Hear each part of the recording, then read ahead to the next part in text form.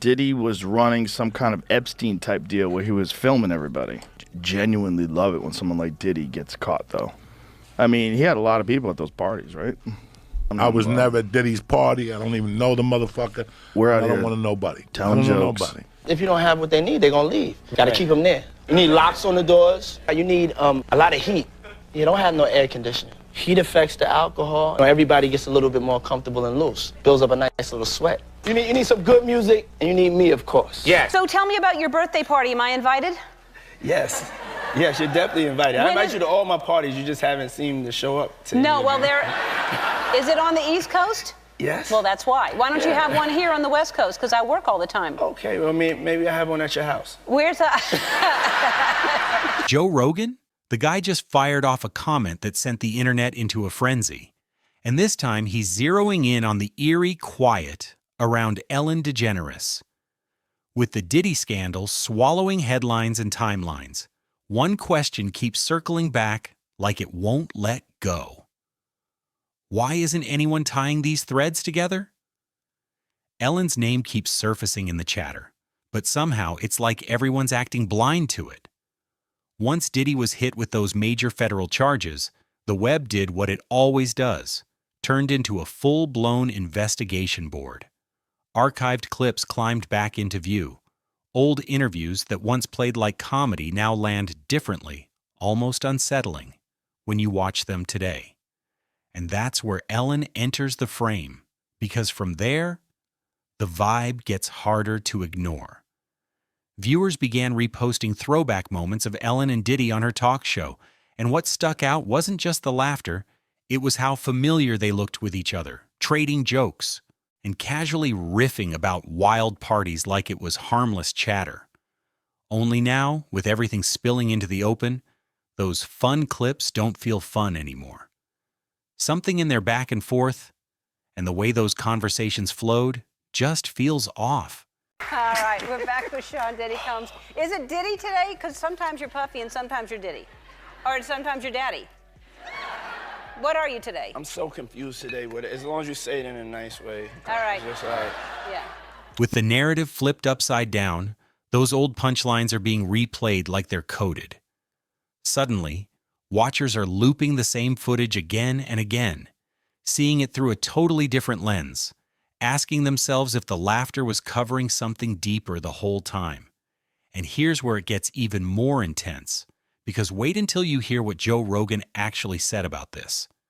Rogan claims there's a reason Ellen isn't being pressed the way other names are.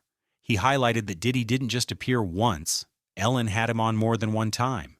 And the party talk wasn't some forgettable throwaway line. It's right there on video, relaxed, casual, and weirdly at ease. Now, a chunk of the audience is convinced those exchanges weren't just filler for daytime TV, but tiny fragments of a larger story that's only now beginning to show itself. What are you holding there? I'm holding my package. Yes, you are. Yeah. Somebody's got to do it. If you pause for a second and sit with it, the quiet around Ellen feels louder than any statement. And it leaves the public weighing two options. Is this just unfortunate timing? Or is this the kind of subject nobody wants to touch? It gets even stranger when you remember how Ellen's show ended after that huge toxic workplace scandal. That wasn't just another headline, it rewired how audiences viewed her. Not long after, Ellen and Portia chose to move to the UK, and she publicly linked that decision to the political climate in the States. But plenty of watchers didn't interpret it that way. To them, the timing didn't read like a lifestyle shift. It read like a signal, like something else was driving the exit. Coincidence? Could be. But could be doesn't satisfy audiences for long. That's why old footage keeps getting pulled back up. Old interviews keep getting replayed. And viewers keep trying to piece together what was happening behind those studio walls. Now, before getting deeper into Rogan's perspective, here's the reason Ellen's name keeps circling this entire situation.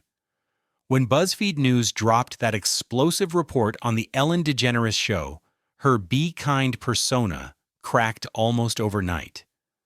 Former staff stepped forward describing intimidation, racism, and a toxic environment where speaking up felt like risking your job.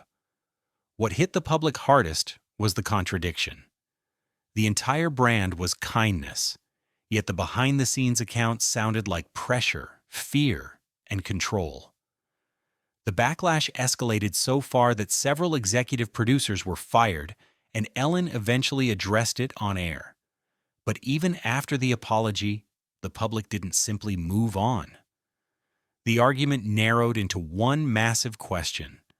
Was it only a few bad producers, or was the show's entire culture the problem? Ellen insisted she didn't know everything happening backstage, and that split viewers right down the middle. Some accepted it, others refused. Either way, her once spotless reputation had already taken a serious hit.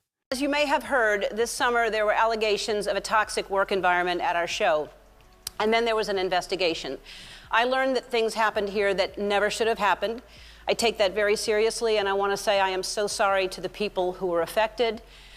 I know that I'm in a position of privilege and power, and I realize that with that comes responsibility, and I take responsibility for what happens at my show. The show stayed on the air for a while after the controversy, but when Ellen finally ended it, she said it was because it wasn't challenging anymore. Fans didn't buy that. For many watchers, it felt like the trust had snapped and never fully repaired, no matter how hard she tried to move forward. And this is where Joe Rogan's take enters the chat. And it lit up reactions fast. While talking about Diddy on his podcast, Rogan pointed to something that had been sitting in plain sight for years. He said, "It's wild how so many celebrities used to openly joke about Diddy's famous parties like it was some kind of status symbol. Everyone laughed it off back then, but with everything that's coming out now, those old jokes don't sound so harmless anymore." There was always so much East Coast, West Coast shit that's still, like, in the zeitgeist, you know, like with Biggie and Tupac, and they were all hating at each other, and they both got killed, and there was a lot going on. And then there's people that thought that Puffy was involved and Suge Knight was involved. Rogan didn't soften the point. He called out names, Ashton Kutcher and a few others, who once talked up Diddy's wild parties like they were collecting bragging rights. Then he underscored what many viewers overlooked. One of the biggest places those party stories got aired out in public was Ellen's show. Rogan's point was blunt. How do A-listers orbit that scene for years, joke about it on national TV, laugh it away, and later act like they never noticed anything? The current allegations against Diddy paint a completely different picture. And that's why Rogan's comments landed so hard. These weren't whispered rumors. They were said out loud in front of cameras, and the world just kept scrolling. One clip in particular keeps getting dragged back into circulation. Ellen's 2018 interview with Diddy. In that moment, Diddy invites Ellen to his parties and ribs her for never coming. Then he mentions his parties begin early, but the real party kicks off later, around midnight, up on the top floors. Ellen laughs and responds like she knows exactly what he means. That short exchange is now being replayed nonstop because viewers think the smiles weren't just smiles. The way she reacted feels like an inside reference, something only a small circle would fully understand. And that's the part the audience can't seem to drop. What time would your party start, let's say? Like 9:30. Really? That early? Yeah. I could make that. Yeah. But I could think of you of starting a party at like midnight. Like what time will it go till? That's a different type of party, though. Uh-huh. No, it'll go from like 9:30 to like maybe 3 o'clock, 3 o'clock. And then, you know, we have the top 2 floors of the hotel. You know? And then it will carry on there? Yeah. Then no, I mean the after party. No, I know about them. So let's break down why that exchange matters, and why Rogan thinks it's strange that Ellen keeps getting skipped in the central conversation. First, Diddy wasn't a one-time guest. Ellen brought him on multiple times. And those party jokes? They weren't a single random moment. They kept resurfacing on her set like a running bit. Every appearance, the same kind of talk slid in, and nobody treated it like a red flag. Then, as always, the internet went further. More throwbacks popped up, including a 2002 interview Diddy did with Conan O'Brien, where he joked about needing locks on the doors at his parties. Back then, it played like edgy humor, meant to shock and move on. But hearing it now, it doesn't land like a joke. It lands cold, almost like a warning everyone missed. Whether that interpretation is fair or not, one thing's certain. It's making the online conversation louder than ever. You're neat, though, right? I would imagine your closet is color coordinated. Everything is hung in a certain, yes. Right? So you're neat. It's just that you're not the person that puts it back. All right. After those clips began circulating again, the focus pivoted fast. What did Ellen know, if anything at all? And why has she said nothing? But the internet didn't stop there. A 2016 tweet resurfaced where Ellen jokingly gave Diddy a nickname, Cuddle Snuggle Stuff. And suddenly that post was trending again. Then more moments got pulled up, showing Ellen being asked about Diddy, and she sidestepped the questions entirely. Some viewers said her body language looked stiff and uneasy. Others argued anyone would look tense if paparazzi or random interviewers caught them off guard. No matter where observers landed, the effect was the same. It poured fuel on the discussion. The silence, the awkward dodges, and the timing all combined into something the public reads as far more suspicious than it might have looked before. Now, first of all, you can make someone famous overnight just by sampling their sound. So I could get you a copy of that, and then you could just see what you want to do with it. Maybe that slides in someplace real nice, you know what I mean? Okay, let me ask you for some advice here, because clearly I need some. Oh, what was that? I'm the human beatbox! Rogan's argument was simple, but it cut deep. If you're close enough to Diddy to host him repeatedly, joke with him about that party lifestyle on national television, and react like you understand what those after-hours comments point to, then viewers are going to expect you to say something once things turn serious. It isn't about assigning guilt. It's about accountability. When the spotlight swings and old jokes begin sounding like admissions, staying quiet doesn't help. It makes everything look worse. Rogan's message was basically this: if you were part of the moment on camera, you can't pretend you were never there once the truth starts surfacing. Where are you going after this? It's all 20s. Where are you going after this? What are you doing? You know we doing what we plan to do, girl.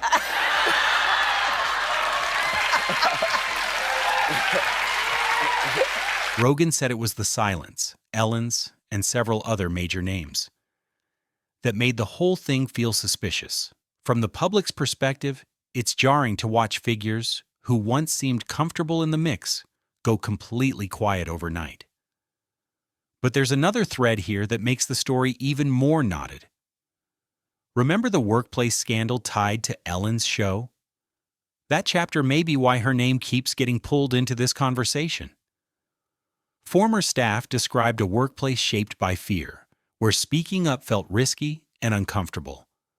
Online commenters began pointing out how that dynamic, fear, power, silence, resembles what many believe exists inside other elite celebrity circles too, especially when influence and reputation are at stake. So Ellen, what do you think? Rihanna went back to Chris? Ellen, is that a good or bad move? It's a bad move. Okay. It's a bad move. Any advice you want to give to her? Not really. All right then. To be clear, none of this means Ellen committed anything criminal, but it does help explain why her name keeps getting dragged into these discussions years later. There are also stories that float around in the same orbit, like the so-called Ellen gaze, where a former crew member claimed the set always felt tense whenever Ellen was around, or that some guests were allegedly kept off the show because of personal friction. Whether every detail is accurate or not, the same theme keeps getting repeated: control, pressure, and silence. And once audiences believe they see a pattern, they stop taking moments at face value. They rewatch, they reinterpret. Every smile and joke gets reprocessed under a darker lens, One moment fans keep circling is what they call the biggest contradiction, 2009, when Chris Brown was accused of attacking Rihanna. Back then, Ellen confronted Diddy on her show, pressing him about why Chris stayed at his house afterward. Ellen spoke strongly, saying she didn't want any woman believing it was okay to return to someone who hurt her. At the time, it made her look like someone taking a firm moral position. But with hindsight, viewers are reframing it. They're asking how someone so outspoken about accountability then could stay completely silent now, when similar questions hover around people she once defended and joked with. Well, this leads me to the perfect thing, because I would like you to clear something up. There's a lot of talk going on with Chris Brown being at your place in Miami, and you arranging Chris and Rihanna getting back together. Now, you want to talk about that? See, I wouldn't use my Twitter to talk about that because that's somebody else's business. I know, but you gave them your house. Yeah. But we're talking about Twitter. Yeah. How you use Twitter, and that's something else. I'm just saying I wouldn't really Twitter about that. Okay, let's not Twitter about it. Let's talk about it. Okay. Can we dance? Yes. I would like to dance. Dance. Do it. Later, as allegations about Ellen's own show spread, former staff described what they called a toxic environment. Tense, intimidating, emotionally exhausting. That's when online backlash grew into claims of hypocrisy, not because it proved she committed a crime, but because the contrast felt impossible to ignore. On camera, she promoted kindness and women's safety. Off camera, former staff described fear and pressure. Then another angle poured gasoline on it. Reports said Ellen and Portia sold their Montecito mansion and relocated to rural England, with Ellen publicly tying the move to political conditions in the U.S. Viewers weren't convinced. To them, it didn't feel random. Many online thought the timing lined up too neatly with Diddy's situation dominating the media. As his legal issues filled the headlines, audiences watched which celebrities spoke and which ones vanished into silence. And that's where the rabbit hole got darker. The internet didn't just follow the story. It began manufacturing new ones. At one point, a rumor spread claiming Ellen had an arrest warrant connected to her former DJ, Steven Twitch boss, who tragically passed away in late 2022. The rumor even alleged a secret recording was played in court. Fact-checkers debunked the claim. It was false. But the bigger takeaway wasn't truth or falsehood. It was speed. The rumor moved like wildfire. Many weren't pausing to ask, is this real? Instead, they were primed to accept anything that matched the expanding narrative that something deeper might be happening. That appetite for answers kept Ellen's name trending alongside Diddy's. Even when claims fell apart, the question shifted from is it true to does it fit the storyline? And once Ellen's image was already cracked from years of controversy, she became a magnet for anything shocking that could latch onto that darker Hollywood secrets narrative. In that world, once your reputation gets bruised, rumors cling harder, especially when they sound like they connect to something bigger and more mysterious. That's the real danger. Rumors outrun truth every time. And once trust collapses, explanations don't erase the stain. That's why these stories keep looping back year after year, even after they're debunked. Ellen even referenced it in her Netflix special For Your Approval. She joked about being pushed out of entertainment and acknowledged that the Be Kind Girl Wasn't Kind headline basically turned into her defining public label. It was her way of recognizing the damage, but it also reminded everyone how tightly that narrative still follows her. And I've said it before, but I'll say it again. If I've done anything in the past 19 years, I hope I've inspired you to be yourself, your true, authentic self. And if someone is brave enough to tell you who they are, be brave enough to support them, even if you don't understand. They're showing you who they are, and that is the biggest gift anybody can ever give you. And by opening your heart and your mind, you're going to be that much more compassionate. And compassion is what makes the world a better place. What grabbed a lot of attention in Ellen's Netflix special wasn't only the punchlines, it was the mood behind them. The way she talked about ego, exposure, and how hate always seems louder than love landed differently for many listeners. She said there are such extremes in this business. People either love you and idolize you, or they hate you, and those people somehow are louder.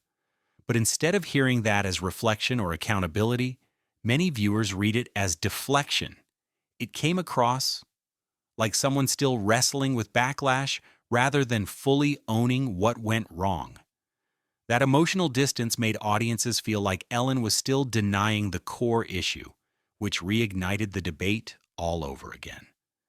Then came another viral curveball that flung her name across social media once more. NFL star Aaron Rodgers went on Joe Rogan's podcast and made a shocking comparison. He suggested Ellen's old talk show set looked similar to Epstein Island's architecture. Rogan immediately shut that down, saying it just resembled a common LA-style building and was most likely pure coincidence. Even so, the fact it was mentioned at all says a lot about where Ellen's reputation sits now. Her name is getting pulled into conspiracy webs alongside some of the darkest figures in modern pop culture. Not because there's proof, but because the internet craves stories that feel cinematic. At this stage, the storyline can matter more than the facts. And that's what makes it volatile. Each theory, resurfaced clip, and revived rumor becomes another thread in a web audiences keep spinning. So what's the public actually saying? Let's strip away the insults and focus on the pattern underneath. Boy, oh boy, Ellen, I love you. I know you didn't ask where I've just come from, but I just got off a plane. I'm on tour. I just did 5 nights in a row. And I just made it here, and I love you. I love you too. When the LA building debate began circulating, theories exploded online. Some users argued Ellen knew something and chose a quiet life in England while Diddy faced a federal case. Others claimed Rogan was simply voicing what many had been thinking. Why do certain celebrities get dragged endlessly, while others seem to receive a softer edit? Then came the so-called body language experts. Clips of Ellen dodging questions resurfaced again, with commenters insisting she looked nervous or guilty. But to be clear, that isn't proof. That's perception. And perception is what drives online chaos. It's also what keeps comment sections burning. Scroll long enough, and you'll see the same storyline forming over and over. The toxic workplace headlines, the apology that never fully satisfied anyone, the move overseas that gets treated like a coded message, and now the Diddy scandal tying it together. Piece by piece, audiences are stitching these moments into one sweeping narrative. And that narrative has become the engine of this whole controversy. At the core is a feeling that Ellen never faced real consequences, and viewers are hunting for a deeper explanation, which takes us back to the first question. Why does it feel like no one wants to bring up Ellen when Diddy's name enters the discussion? Many believe the answer is social, not legal. They think she's being treated differently. They argue Ellen still benefits from her fame, her wealth, and deep Hollywood relationships. Even away from television, she has influence, enough to help shape her own narrative. But now there's a difference. Voices like Rogan don't operate by the quiet, unwritten rules of Hollywood. He'll say what others avoid. Not to declare guilt, but to challenge the silence. And that's why this subject keeps detonating online. Once a massive platform like Joe Rogan's podcast frames it as a legitimate question, the audience runs with it. The controversy isn't about claiming Ellen is worse than Diddy. That leap would be reckless and unfair. The real point audiences keep pressing is this: why do some celebrities get interrogated nonstop, while others seem to be handled with kid gloves, even when there's footage, quotes, and moments that look suspicious? That's why this conversation won't fade. The Diddy scandal didn't just generate new headlines, it triggered a rewind. Now old interviews are being replayed, old jokes are being reread, and what once felt like casual entertainment is being treated like evidence. This isn't only gossip anymore. It's audiences trying to map power, behavior, and hidden patterns inside celebrity culture. So what comes next for Ellen? Probably a quiet life away from cameras, unless verifiable evidence appears linking her to something criminal. Not rumors, not body language, not theories. Her legacy will likely stay tied more to the toxic workplace fallout and the icy reputation than anything connected to Diddy. As for Diddy, the legal fight isn't close to finished. It won't evaporate. There'll be appeals, court filings, and civil cases keeping his name in the news. And every time a new development drops, the echo spreads, dragging more names into the discussion. Some fairly, others not. That's the messiness of Hollywood's rumor engine. Once the internet catches a scent, it doesn't stop. Now that the dust has settled a bit, the landscape has shifted, but the echoes haven't disappeared. As of late 2025, the Diddy case continues to dominate headlines through real legal developments. Federal investigators are still deep into their probe of Sean Diddy Combs, after multiple civil lawsuits accused him of serious misconduct throughout his career.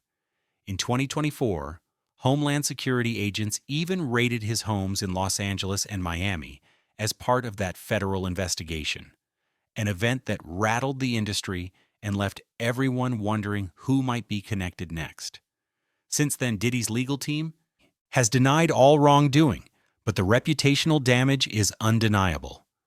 Big brands quietly distanced themselves, and many celebrity allies stopped showing public support. That silence made audiences even more suspicious, feeding the ongoing argument that fame, power, and influence can shield certain figures in Hollywood while others get publicly torched. And that loops the conversation back to Ellen DeGeneres, whose public image never fully recovered after her show ended in 2022. She stayed out of the spotlight. No talk show, no daily press circuit, only rare public appearances with Portia D. Rossi in California and the UK. Even though she's no longer a central figure in entertainment, her name still gets mentioned every time a new Hollywood scandal hits. Almost like her downfall became a template for how fast public opinion can flip. Joe Rogan, meanwhile, continues to ignite viral moments on the Joe Rogan Experience, where he keeps poking at celebrity culture and power dynamics. The reason Rogan stands out is simple. He isn't boxed in by the same PR filters that keep others quiet. He says what many think, but won't voice. So as the Diddy case keeps unfolding and more names surface around that investigation, the public's focus is shifting again. Audiences aren't only asking who's guilty, they're asking who's still protected. And that's the question hanging over Hollywood as 2025 closes, because sometimes the silence around certain names says more than any headline ever could. So, what do you think about all this? Has Ellen just been unfairly dragged back into the spotlight? Or is the public right to keep pushing questions Hollywood avoids? And with Diddy's legal storm still rolling, do you think more big names get pulled into this next? Drop your thoughts in the comments. We're nowhere near done with this discussion, and we want to hear where you stand. The most insightful comment gets pinned, so make it count. If you enjoyed this, deep dive into the truth behind the headlines. Don't forget to like the video and subscribe to Expo's Vault for more daily celebrity breakdowns, untold scandals, and Hollywood gossip that keeps shaking the industry. New stories drop every single day.